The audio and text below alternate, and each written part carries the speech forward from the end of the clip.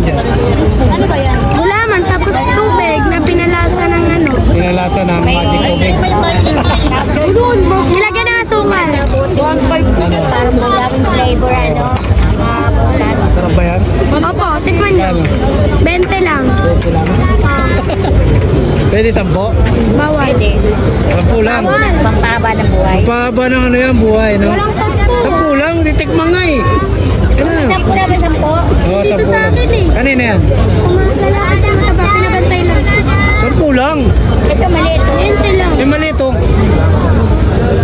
10 lang sa akin. Tikim lang ha. Ay! Yun lang.